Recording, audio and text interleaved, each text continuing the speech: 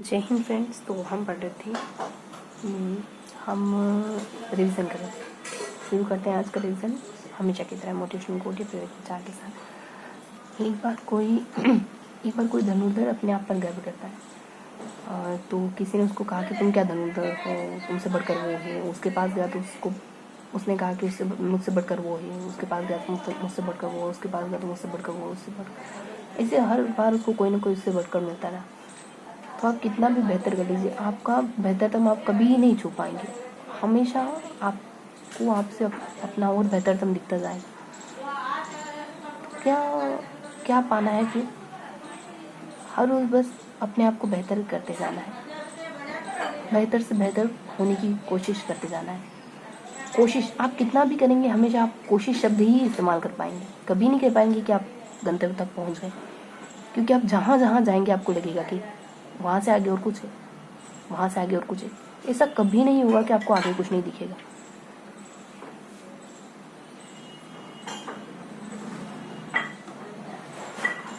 शुरू करते हैं आज का सफर।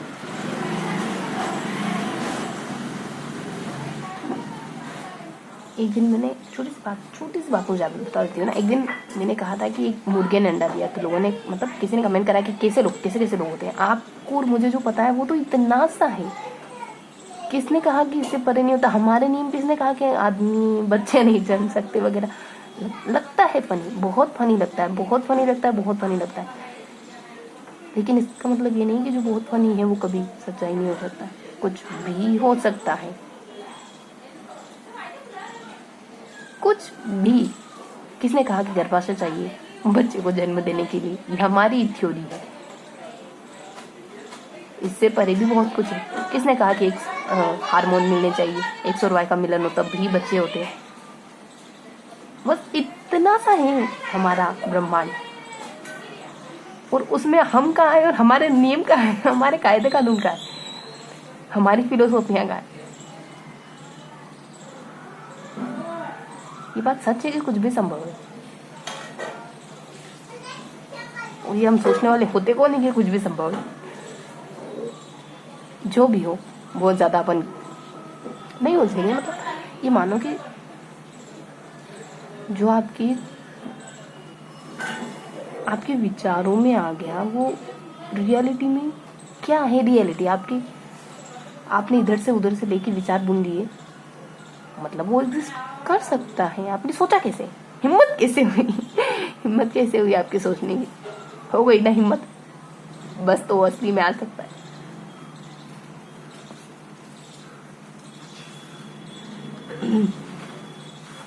क्या पढ़ रहे थे हम? रिविजन कर रहे थे ना, मुगल काल से आगे की ओर पढ़ना है।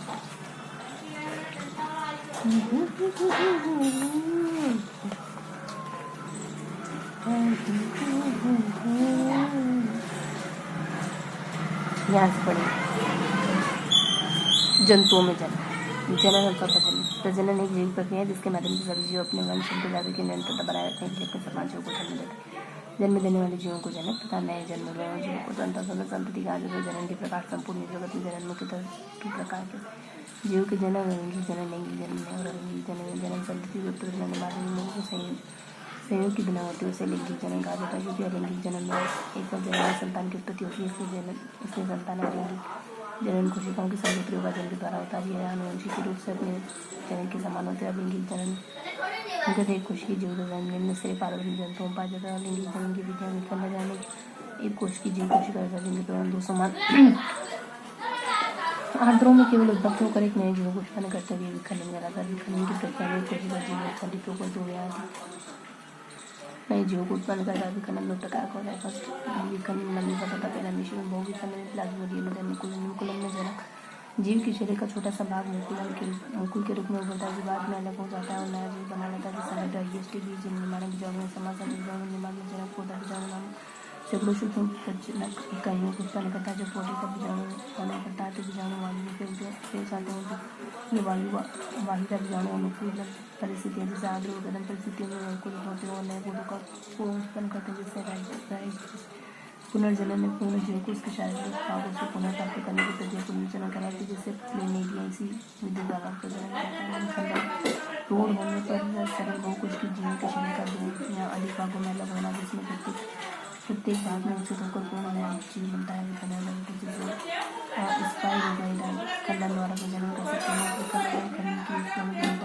खंडन में कोशिका जीव टूटकर दो या अधिक संतति जीवों को बनाता है, जबकि खंडन बहुकोश की जीव खंड में अलग होकर दो या अधिक संतति जीवों को बनाता है। कायिक प्रवर्धन लैंगिक विधि और कायिक प्रवर्धन नए पौधे किसी भी जन्म की सहायता के बिना पुराने पौधों को भागों जैसे जड़, तना, पत्ती से प्राप्त की जाती है, जैसे बाइपोलम पौधा हो या उसके तने के टुकड़े या उसकी पत्तियों का उपयोग करके कायिक प्रवर्धन किया जा सकता है। लैंगिक जन्म के लिए की जाती है वाले जीवों अथवा जन्म अंगों की आवश्यकता होती है, और ऐसे जीव से नर मादा जनन अंग अलग अलग जीवों में होते हैं।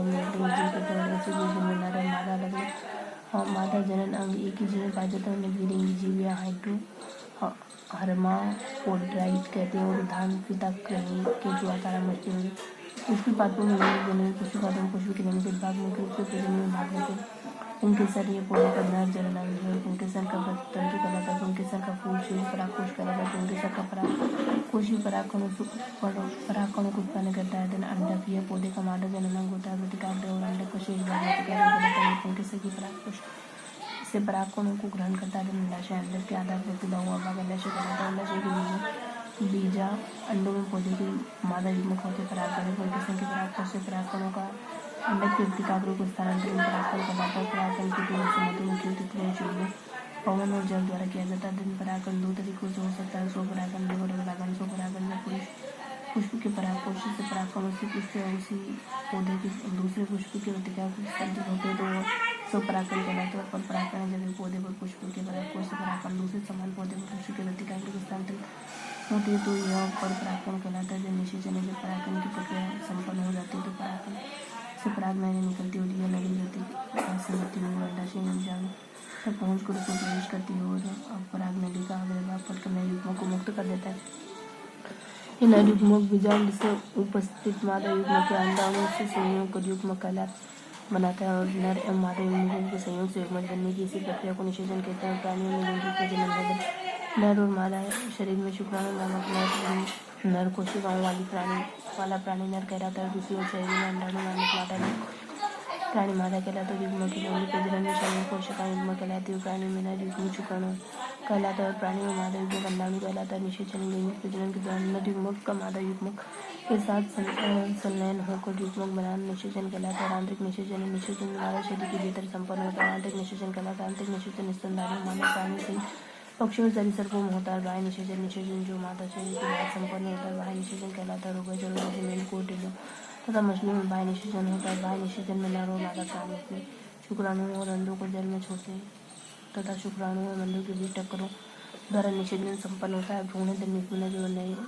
शिशु के बीच विकास की अवस्था भ्रूण कहलाती है। किस प्रकार प्राणी में लैंगिक प्रजनन संपन्न होता है। प्राणी में लैंगिक प्रजनन चरण संपन्न होता है। नर जनन शुक्राणु नामक नर युग्मकों को उत्पन्न करता है और शुक्राणु को दिखाने के लिए लंबी सूक्ष्म कोशिका होती है। मादा जनन अंडाणु नामक मादा युग्मक को उत्पन्न करता है। अंडाणु काफी कोशिका द्रव्य की शुक्राणु से काफी बड़ी कोशिका होती है। शुक्राणु अंडाणु का इसके साथ सैलून को कोशिका बनाते हैं। एक निश्चित अंडाणु होता है। उसके बाद बारंबार बड़ी संख्या में कोशिका करता है बढ़ता है।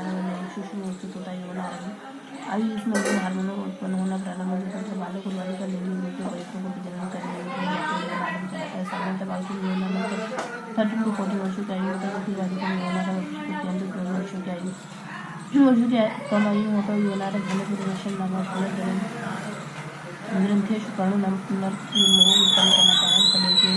अंडाशय नामक मादा ग्रंथ अंडाणु नामक मादा युग्मक उत्पन्न करना प्रारंभ कर देती है और यौनारंभ के आरंभ होने के साथ हार्मोन विस्तारित होने लगता है। रेशम टेस्टोस्टेरोन नामक पुनर्जनन हार्मोन उत्पन्न करता है और अंडाशय ब्रीडिंग हार्मोन टेस्टोस्टेरोन विस्तारित होती है। यौनारंभ पर बालकों में होने वाले विभिन्न परिवर्तन है। धन बबलों को जानवर के बीच जगन क्षेत्र में बाल निकलते हैं और मुंह से लाड़ी का निकलना है। धन शरीर टिश्यू के विकास के कारण हट्टा कट्टा हो जाता है। अंदर आवाज गंदी हो जाती है। सीना और गले छोड़े हो जाते हैं। शीशा नैन खड़े हो जाते तथा दक्षिण शुक्राणुओं को बनाना प्रारंभ कर देते। यौन आरंभ पर बालिका को होने वाले विभिन्न परिवर्तन लगने जाने के लिए जघन क्षेत्रों में बाल निकलते और स्तन ग्रंथि विकसित होती और बढ़ जाती है। शरीर के विभिन्न भागों जैसे कि फूले भागों में अतिरिक्त ऐसा जमा हो जाता है और अंडवाही नालिका गर्भाशय और योनि बढ़ जाते हैं और अंडाशय अंडों को मुक्त करना प्रारंभ कर देता है। एकदम पालन हो जाता है और मानव जननतंत्र से मानव जननतंत्र इन भागों को बना होता है। वृषण ही संख्या में टूक होते हैं और इनका कार्य नरयुग्मक शुक्राणुओं का निर्माण करना, जनन हार्मोन टेस्टोस्टेरोन का भी निर्माण करता है। शुक्र वाहिका और वृषणों में बने शुक्राणुओं को शुक्र वाहिका द्वारा ले जाया जाता है। प्रत्येक वृषण से शुक्र वाहिका निकलकर मूत्राशय से आने वाले बाल से मिल जाती है। शुक्राशय का प्रोस्टेट ग्रंथि इन दोनों ग्रंथियों से होने वाले चार शुक्राणु से मिलकर पोषण प्रदान करता है। पूर्ण सदा माध्यम प्रदान करता है। शुक्राणु का स्थानांतरण सुगमता से होता है। शिशा में को आने वाले शुक्राणु को बालक में छोड़कर जिसमें का शरीर में शरीर के बाहर छोड़ने के लिए एक निकाल द्वार होता है। मानव मानव जननतंत्र उनके मुख्य भागों का बना होता है। शरीर की संख्या में उनका कार्य मादा का निर्माण करना है। जो मादा जनन हार्मोन टेस्टोस्टेरोन का निर्माण करते हैं। जैसे सीधे अंडाशयों को लगभग ढके रहते हैं और अंडाशय द्वारा मुक्त किया गया अंडवाहिनियों द्वारा ही आगे ले जाया जाता है। मानव निषेचन की क्रिया भी अंडवाहिनी नहीं संपन्न होती। गर्भाशय दोनों तरफ की अंडवाहिनियों अपनी निश्चित सीमा पर थैली दिशा में गर्भाशय से जुड़े होते हैं। निषेचन के बाद शिशु का विकास गर्भाशय में उत्पन्न होता है। योनि ही गर्भाशय दीर्घा के बाद योनि नामक अवयव खुलता है। योनि में स्थान है जहाँ अंदर से शुक्राणु प्रवेश हो जाते हैं। योनि द्वार के बाहर खुलती है। मानव में निषेचन प्रक्रिया मानव में आंतरिक निषेचन होता है। मादा में प्रत्येक एक अंडाणु का जो अंडवाहिनियों में आ जाता है। मैथुन के दौरान करोड़ों की संख्या में शुक्राणु मादा की योनि में छोड़े जाते हैं। उनमें से केवल एक ही शुक्राणु मादा के अंडाणु से जुड़ते निषेचन की प्रक्रिया पूर्ण कर पाता है। निषेचन की प्रक्रिया अंडवाहिनियों में संपन्न होती। निषेचन के बाद बना युग्मनज गर्भाशय में आकर गर्भाशय की भित्ति से जुड़ जाता है। इस प्रक्रिया को आरोपण या अंतरुरोपण कहते हैं। कुछ समय के बाद गर्भाशय की भित्ति एवं भ्रूण के मध्य एक डिस्कनुमा विशिष्ट उत्तक विकसित होता है जो अप्राय प्लेसेंटा कहलाता है। भ्रूण या माँ के बीच पोषक ऑक्सीजन एवं अवशिष्ट उत्पादों का आदान प्रदान अप्राय के द्वारा ही होता है। गर्भावधि निषेचन से शिशु के जन्म तक की समयावधि गर्भावधि कहलाती है। मानव में अवधि 280 दिन अर्थात लगभग 9 महीनों की होती है। दिन मादाओं में ऋतुधर्म में एक विस्तृत और मादाओं में अंडोत्तर से पूर्व अंडाशय गर्भाशय का आंतरिक स्तर मोटा स्पंजी होता है तथा यह रुधिर कोशिकाओं से भर जाता है। ऐसा इसलिए होता है ताकि अंडाणु के निषेचन हो जाने की स्थिति में उसके विकास हेतु पोषण एवं ऑक्सीजन की आपूर्ति की जा सके। किंतु यदि अंडाणु निषेचित नहीं हो पाता तो गर्भाशय का मोटा व स्पंजी आंतरिक स्तर रुधिर कोशिका अमृत अंडाणु के साथ उठकर योनि से बाहर निकलने लगता है। इसी स्त्राव को ऋतुस्राव या ऋतुधर्म कहते हैं। मादाओं में यह चक्र प्रत्येक 2 दिनों के बाद बढ़ाया जाता है तथा इस अवधि में 2 से 8 दिनों की होती है। और 50 वर्ष की उम्र में आसपास स्त्रियों के ऋतुधर्म हो जाते हैं। जनन हार्मोन मादा हार्मोन एस्ट्रोजन यह हार्मोन स्त्रियों के लैंगिक लक्षणों में सहायक जननांगों के विकास को प्रेरित करता है। इसलिए इसे नारी विकास हार्मोन कहते हैं। इसके प्रभाव से स्त्रियों में स्तनों और वायु गर्भाशय में आदि जननांगों का विकास होता है। प्रोजेस्टेरोन इसका स्त्राव कॉर्पस ल्यूटियस से होता है और यह हार्मोन स्त्रियों के शरीर को गर्भधारण के लिए तैयार करता है। और लेक्सिन हार्मोन यह हार्मोन गर्भ में शिशु के विकास के साथ साथ प्यूबिक सिम्पाइसिन नामक जोड़ को ढिलाया लचीला बनाता है ताकि शिशु का जन्म सरलता से हो सके। और FSH कुटिक उद्दीपक हार्मोन करते हैं और ये बीज ग्रंथि से स्त्रावित होता है। शरीर के विकास और दिन यौन परिपक्वता प्रजनन आदि की क्रिया पर नियंत्रण रखते हैं। दिन लुटिनाइजिन हार्मोन LH स्त्राव बीज ग्रंथि से होता है जो अंडोत्सर्ग तथा कॉर्पस ल्यूटियस के विकास को प्रेरित करता है। कॉर्पस ल्यूटियस अंडाशय में स्थित एक स्थान अंतःस्रावी ग्रंथि नर हार्मोन टेस्टोस्टेरोन ये हार्मोन पुरुषों में शुक्र जन्म को प्रोत्साहित करते हैं और विशिष्ट लक्षणों के विकास को नियमित करते हैं। एस्ट्रोजन हार्मोन पुरुषों के साथ महिलाओं के अंडाशय तथा अधिभूत के ग्रंथि में पाए जाते हैं परंतु उनके स्त्रावों की मात्रा बहुत कम होती है। जननात्मक स्वास्थ्य दिन व्यक्ति का कार्य के मानसिक विसंगति मुक्त होना उस व्यक्ति का स्वास्थ्य कहलाता है। किशोर शरीर जब शरीर वृद्धि करता है तो उसको बातें और आवश्यक हो जाती है। किशोर को पोषण की आवश्यकता है जैसे कि संतुलित व्यक्ति को स्वच्छता के प्रति ध्यान करना लड़कियों को स्त्राव के समय से ध्यान रखना चाहिए। किन्हीं सैनिटरी का उपयोग करना चाहिए। शारीरिक व्यायाम करना चाहिए। नशीले दवा निषेध करना चाहिए।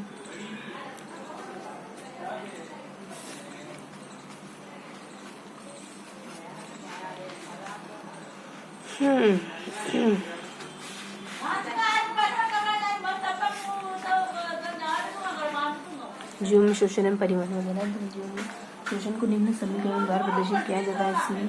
C6H12 O6 plus O2 plus 10H2 plus 3 ATP 6CO2 plus 16H2 plus 38 ATP। शोषण दर नवजात शिशु 45 मिनट प्रति मिनट तथा वयस्क 15 प्रति मिनट। निम्न शोषण दर 10 प्रति मिनट होती है। शोषण दर का मापन यंत्र स्पाइरोमीटर होता है। प्रत्येक सजीव पादप जीव शोषण में O2 ऑक्सीजन होता है, CO2 कार्बन डाइऑक्साइड बाहर निकालते हैं। नोट पादप प्रकाश संश्लेषण में O2 बाहर निकालते हैं। श्वास प्रक्रिया जन्य श्वास, इस क्रिया में श्वास अंदर लेते हैं और यह सक्रिय क्रिया जिसमें 2 सेकंड लगती है। 2 सेकंड लगते हैं। श्वसन इस क्रिया में श्वास बाहर छोड़ते हैं और ये निष्क्रिय क्रिया इसमें 3 सेकंड लगते हैं। और वायु शोषण है, यह शोषण वायु की उपस्थिति में होता है। देन C6H12 और O6 प्लस और C6O2 then 6CO2 plus 6H2O plus 38 ATP। और जीवों में शोषण वगैरह है। दिन दक्षता वगैरह है 48% होती है। दिन अवायवीय शोषण है, अधिक शोषण करने पर मस्तिष्क में ग्लूकोज लैक्टिक अम्ल में परिवर्तित हो जाता है और यह जीवाणु कवक की उपस्थिति में होता है। इसमें glucose, alcohol, carbon dioxide 2 ATP में परिवर्तित हो जाता है। नोट वायवीय शोषण में ग्लूकोज का पूर्ण अपघटन होता है और जबकि वायवीय शोषण में ग्लूकोज का आंशिक अपघटन होता है। ग्लूकोज से ऊर्जा का उत्पादन 2 पदों में होता है। प्रथम भाग द्वितीय भाग में ग्लाइकोलाइसिस कहते हैं। और साइट्रिक अम्ल चक्र TCA साइकिल कहते हैं। धनिया क्रिया कोशिका द्रव होती तथा इसमें 2 ATP ऊर्जा तथा ऑक्सीजन बनती है। यह क्रिया माइटोकॉन्ड्रिया की मैट्रिक्स में होती है तथा 36 ATP ऊर्जा बनती है। इधर ऑक्सीजन O2 की आवश्यकता नहीं होती। ऑक्सीजन O2 की आवश्यकता रहती है। प्रोडक्ट ग्लूकोज 2 पाइरुविक अम्ल देन प्रोडक्ट उत्पाद जल CO2 और ATP वगैरह। ATP adenosine triphosphate ADP adenosine triphosphate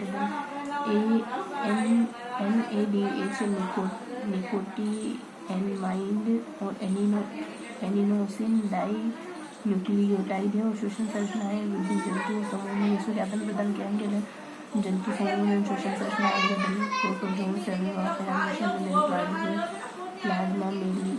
plasma मेलिडा हेडन पेलिकल हेडन मेडेरियन हाइड्राइडन शरीर की सतह एनेलिडा लेलिस केचुआ शरीर की सतह त्वची शोषण देन ऑर्थोपोडा झींगा मछली देन गिल्स शोषण मोलास्का पाइला नीलो के देन इकाई मेडेलिडा स्टारफिश त्वची शाखा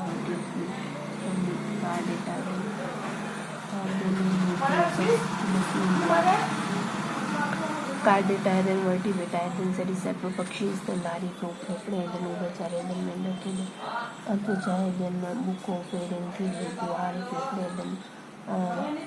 लेस्टोमेटा मछलियाँ गिलहे गलफड़ द्वारा शोषण के दौरान हवा वाली की जाती है। नासक छिद्र नासिका गुहाएं ग्रसनी कंठे ट्रेकिया शोषण नाड़ी शोषणिका है वायु कोश।